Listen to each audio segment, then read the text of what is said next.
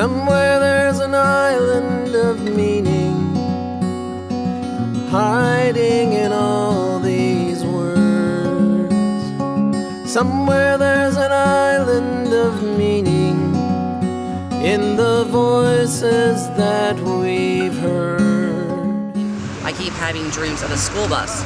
A school bus was on the dock. School bus was the last one. I was actually driving the school bus, and for what I learned now from dream interpretation, that means that you're on a spiritual journey, and actually being able to get on the bus and drive it, not very far, but get on the bus and drive it means that I am on my way. That had a big impact on my life. There have been a number of babies over and over and over again, and I am in the midst of many changes, and so it feels like a classic way of expressing itself, these changes and these new beginnings, new births. I have recurring symbols in my dreams of houses, cars, other vehicles of transportation. And when I find that those vehicles of transportation are disabled, then it tells me something about my ego at the time. Jung really helped us to open up what the symbology of dreams are and what the language of the dream state is, so that it could more clearly inform us and communicate about what's going on for us. If my ego is struggling to be in charge, then it can tell me that maybe I need to let go. I need to let go of control. I think we have a lot of things to explain to ourselves. Well, the inner dreamer is almost like paintings on a cave wall. It uses a pre-verbal language. It comes from an older part of her being, and it speaks in imagery. And those images are very potent because they're pregnant with emotion and meaning. Dreams speak the language of the soul. It's non-rational, and it's images.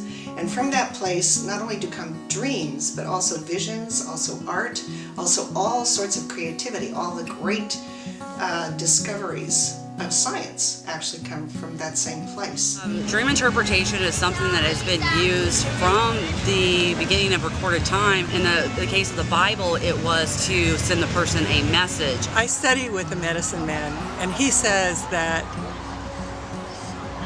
the Spirit speaks through signs, symbols, images, feelings, emotions, dreams, and daydreams. It does not speak through the tongues of man. That's just the way it is. Well, humans dream because they have pictures. The mind is made up of pictures. And when you dream, it's just jumbled up pictures that you have in your mind. Dreams sometimes indeed play tricks on us. It's not always easy to interpret the symbols that are a part of our dreams. Jung was asked, why is nature so deceptive, so obscure? And he said, nature's not deceptive. It speaks in a language called the symbolic language, which was once the common language of our ancestral past. And he said, what we need to do is to try to understand what those symbols can point us toward. A symbol is an idea, an image, a representation of meaning. The problem is that we've lost the language of the dreams in our culture. We've gone extroverted, intellectual, and that separates us from the language of the dreams. Symbols in general try to communicate and bridge the gap between the irrational and the rational.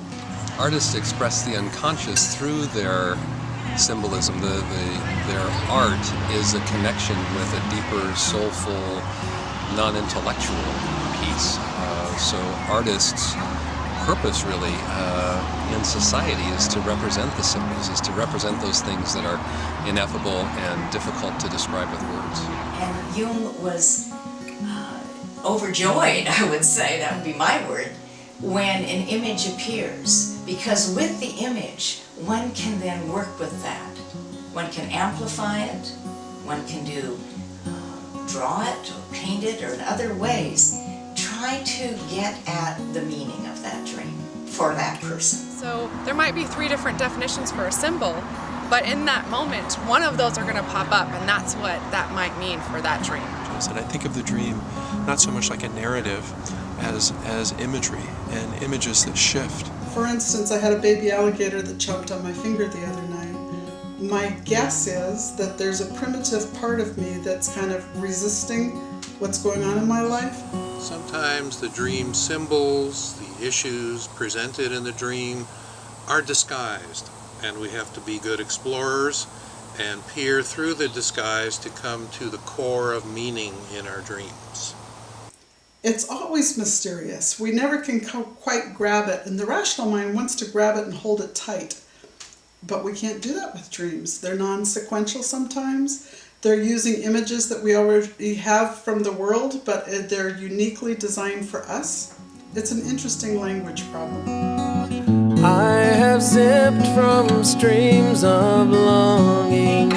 I have slept on desert sands, dreaming on waves nowhere belonging. Stars are rising from my head.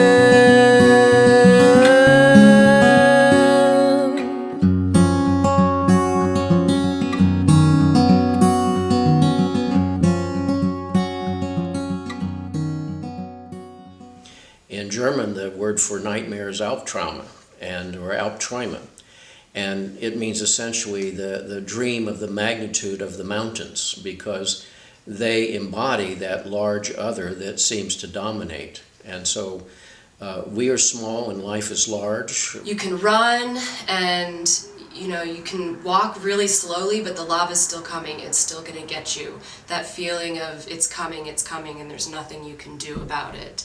And a lot of times, to get out of the path of the lava, I would be scrambling uphill, really steep hills. Sometimes it felt like climbing stairs or digging my hands into a cliffside to try to get out of the flow path.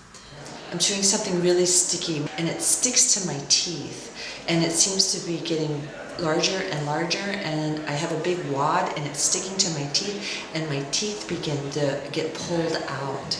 So I had to reassemble a cadaver like in a bathtub kind of thing, and my mom was really pushing me to do it, and I didn't want to do it, but I was all bloody and putting this body back together, and then the heart got up and ran away. I think people ignore some of their dream material because it scares them. And maybe they don't have anyone to help them make sense of dreams.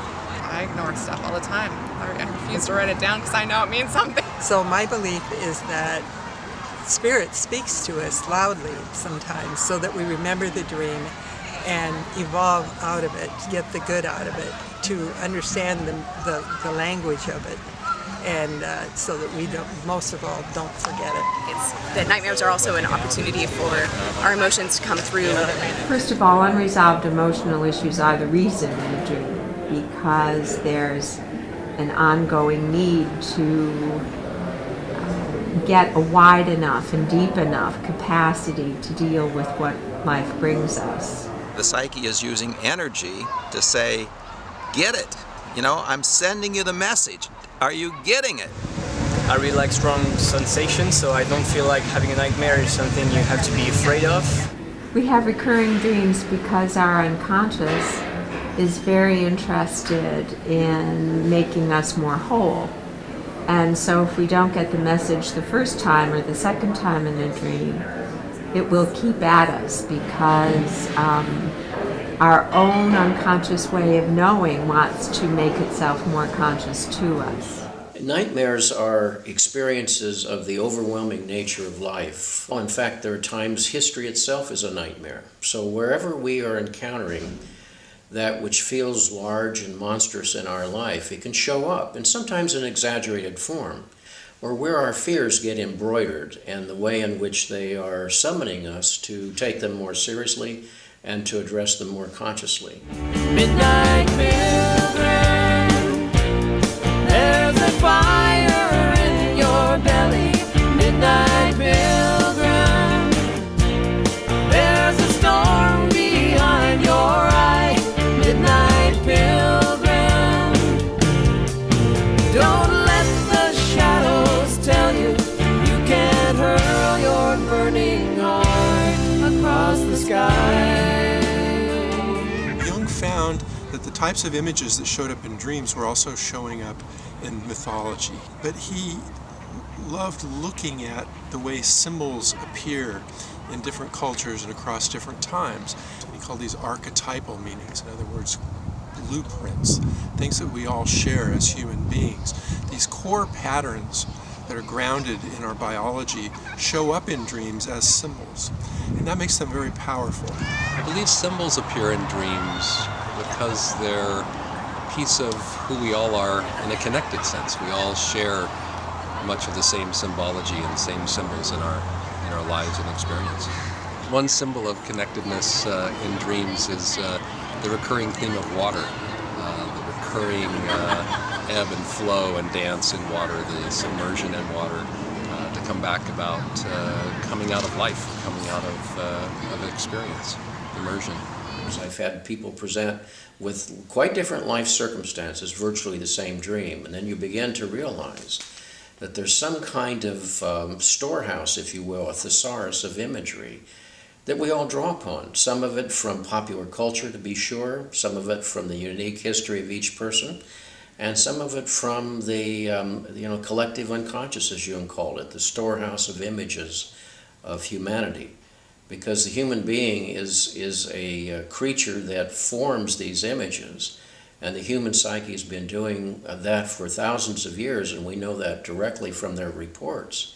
The dream is an experience of relationship to something greater than myself, because it comes from what I can only call the dream maker, who speaks in a language of images that is both on one level absolutely unique to images that I might be familiar with, but also speaks from a level of universal images from all of the world's great religions, from all of human history.